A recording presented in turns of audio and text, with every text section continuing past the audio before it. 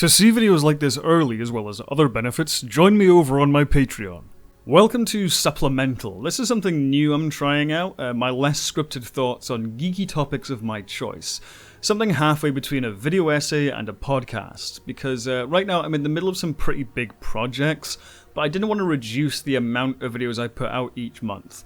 So I thought of this as a solution of sorts. Today I'm going to be talking about a subject which always ends up coming up in Star Trek, and that is Borg Origin Stories. The Borg, for me personally, they're my favourite Star Trek villains. I think they have such a cool concept, such a scary concept, and such an awesome, creepy design. And even the less good episodes featuring the Borg, there's not so much good Borg episodes in Voyager, but there's also some weaker ones in Star Trek The Next Generation as well. Even the weaker Borg episodes are still really quite strong overall. So I'm going to be talking about Borg Origin Stories. This probably isn't going to be every origin story that's been put out there. These are just ones that I'm most familiar with and that I've encountered personally. But if you know of other ones that have popped up in novels and comic books and so on, then talk about them in the comments below, because I think this is a really interesting subject which is going to probably keep coming up in Star Trek. So the first origin story I want to talk about is V'ger. This is the one that, the first time I saw this was in Star Trek Legacy, the video game Star Trek Legacy, and it's basically V'ger created the Borg. Apparently this is an idea which Gene Roddenberry retroactively kind of came up with. He suggested that, Voyager 7, the satellite from the motion picture, was modified by a machine race to become V'ger, and he suggested that the machine race that the satellite encountered was the Borg. I think this is a really terrible idea. I think it's really quite lame. For overall conceptual reasons, but also for some very nitpicky in-universe reasons. The nitpicky reasons are V'ger found its creator at the end of the motion picture. I'm not a big kind of dedicated canon continuity, like it has to be exact. If you violate any canon, it's all ruined. I didn't really care about like the Klingon redesign, for example. I don't really care that Star Trek Discovery looks more advanced than the original series. I don't really care too much about that. My philosophy is always, if canon is going to help your story, then use it, but if it's going to hinder your story, don't worry too much about it. But this is like a complete 180, is that V'ger went out in the motion picture to find its creator. It wanted to return to Earth to hand over the information it collected and find its creator.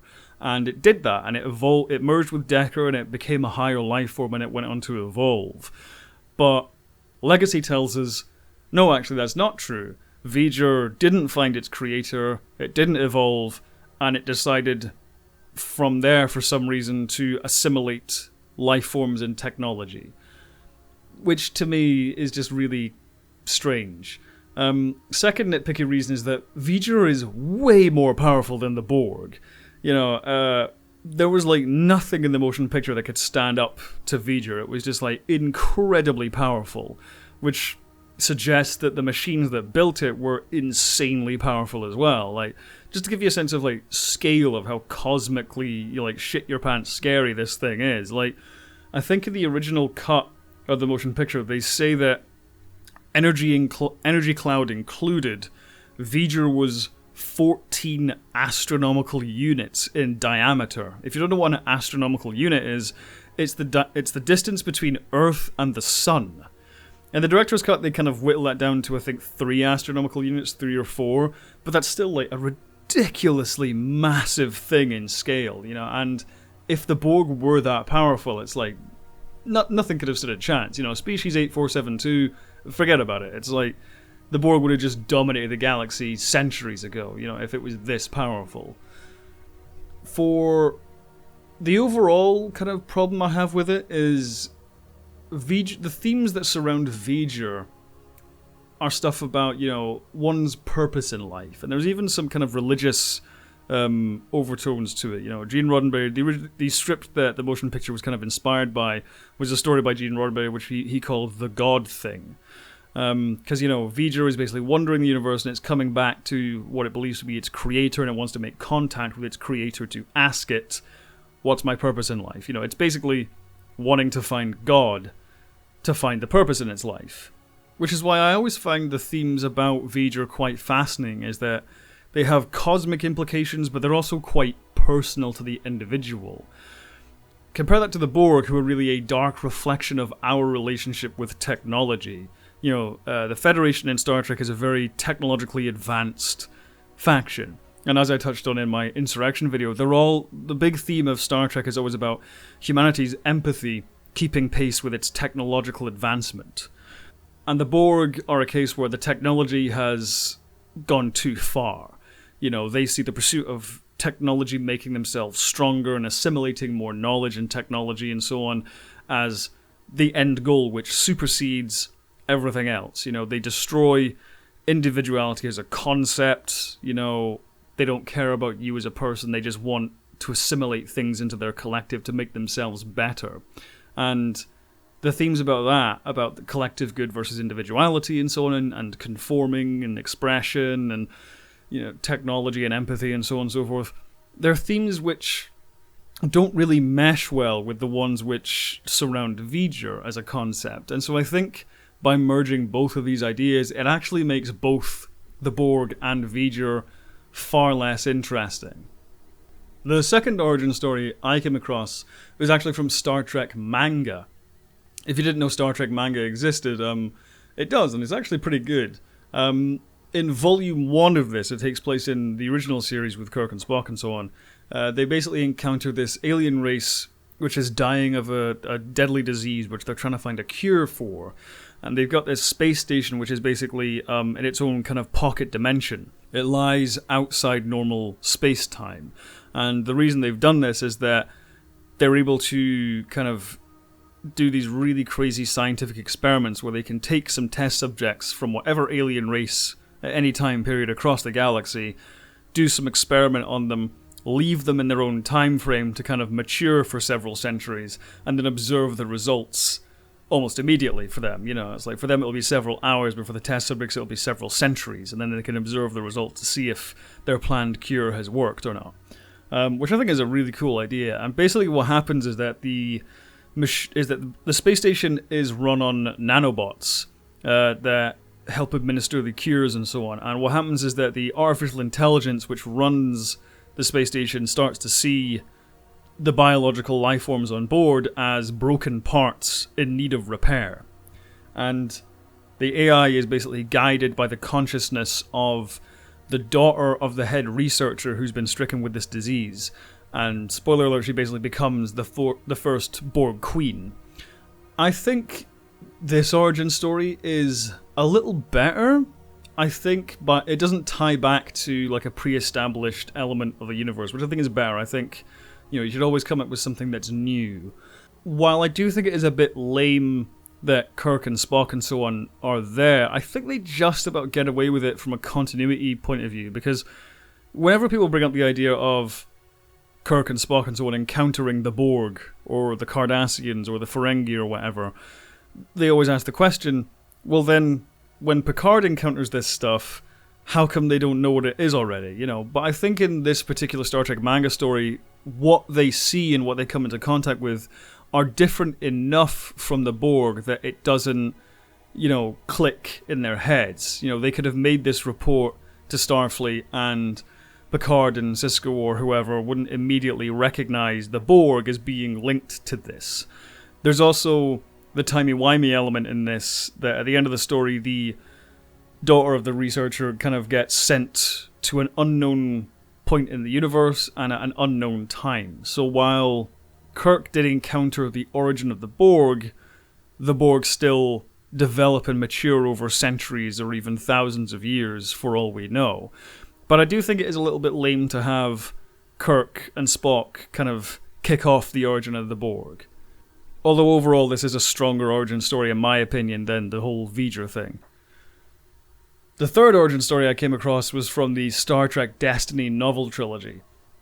And I want to give a major spoiler warning here. If you haven't read this novel trilogy, please do so. In my opinion, it's one of the best Star Trek stories out there. I think David Mack is one of the best Star Trek authors. It's absolutely terrific. If you want to watch the rest of this video, I'd recommend you stop and read the books and then come back to this. I'm going to put a timestamp on screen where you can skip the spoilers. But if you just don't care, or if you've already read it, then continue on. So basically, Star Trek Destiny explains that the Borg came from this ancient alien race called the Kalier. Not sure if I'm saying that correctly, I've only ever seen it written down. But they're a really cool concept for an alien race. Essentially, they're almost non-corporeal in that their consciousness exists, or can exist, in something called a gestalt, which is basically this cloud storage system where they can store their own minds and their own memories and so on, because they search the cosmos for knowledge and things, and they accumulate a lot of knowledge that they want to know personally. But of course they need more storage space in their brain, so they kind of digitize their consciousness to exist in this cloud space that they can, share this knowledge with each other without any kind of barrier. But they can link their consciousness or download their consciousness into these bodies which are made of programmable matter, meaning they can change shape and they can heal from injuries really fast and do all these really cool things. I think it's a really cool concept for an alien race. And basically, over the course of the trilogy, what happens is that the NX-02 Columbia encounters these aliens because they fall into a time vortex portal thing. And there's a further disaster at the Kalier homeworld, and one of their ships ends up crash landing on this planet. The only humans there are some Mako, and they try to leave the city to survive in the wild. That doesn't end up going very well. A few of them end up dying, so they try to come back to the city, and by the time they come back to the city, all the Kalier are dead, apart from one, and their power system is failing. Their gestalt is basically disintegrating. She's dying, she's losing power, and in a moment of desperation to keep herself alive, to keep her consciousness there, she uses the programmable matter that her body's made up of to assimilate the Mako, because essentially she wants to use their minds for storage space, in a way. So she assimilates the Mako in this act of desperation to keep herself alive, and the last thought that goes through one of the Mako's heads is, I won't be a cyborg. And that's where the name of the Borg comes from. It's from the word cyborg. I think this is a really, really cool origin story. The reason I think it's really cool is that even though there is an Earth connection to it, it's only the word Borg. And the majority of what the Borg are comes from a new alien race that we haven't seen before in Star Trek, and they have such a cool original concept for who they are. And it basically gives the Borg a twist, in that the whole time we thought of the Borg as this collective hive mind, but in fact they're actually a slave race made up of one consciousness, which is the consciousness of this last surviving alien, who basically was moments from death, and it's her last act of desperation to keep herself alive. She just needed more power, more, life. And that's what the Borg are, and that's what's been propelling them for their entire existence, which I think is really, really tragic, but also really inventive and creative as a twist. And in the context of that story, it really, really adds so much drama and so much to the various character arcs, as well as having implications for the larger Star Trek universe. So I think Star Trek Destiny's take on the Borg origin is easily the best one. Now, some say that the Borg shouldn't have an origin story in general, which I understand. Part of what makes the Borg scary is that not a lot of people know about them. They're quite mysterious, and fear of the unknown can be very powerful. I understand that. But this is an idea that Star Trek writers keep coming back to, and I think one day there will be an official canon, in-universe explanation of where the Borg came from. And I think if that's going to happen, a guiding principle for that should be, do not tie the Borg back to something we're already familiar with. Don't tie it back to V'ger. Don't tie it back to, Control, the AI in Star Trek Discovery Season 2 that a lot of people thought might be the Borg. Which, by the way, to clarify, the writers of Discovery never were going to make Control the origin of the Borg. That was just a fan theory. But I was scared that if they were going to pull the trigger on that, because I think when you do that, when you tie it back to something we're already familiar with, or if you make the Federation or one of the main characters of a Star Trek show responsible for creating the Borg, it just makes the universe seem smaller and less special and less, open if you make it if you just make it all interlinked, I feel like if you're gonna go for a Borg origin story, create a new alien race, create a new world, create a new idea that can really kind of impress us and blow us away with how original it is. I feel like if we get an origin story for the Borg, we should get our minds blown because of how great it is and how original it is and how fascinating the idea is, not because it's something we happen to recognize from a previous movie or TV show. Those are my general thoughts on the validity of a Borg origin story as a concept. Apostolus Pouliakis asks, I really hope I'm pronouncing your name correctly, by the way, do you have any interesting projects you'd like to share? Well, the new Star Trek retrospectives will certainly be good. I'm really happy with how the script for the first one turned out, and I think the final video will be one of my best. Outside of that, I'm still in the process of making my first feature film, but as you can imagine, the pandemic derailed production quite a bit, and we're still trying to get back on track with that. I'm also always batting around new ideas for more novels and stuff in my head, but the most major thing for now will be the new retrospectives.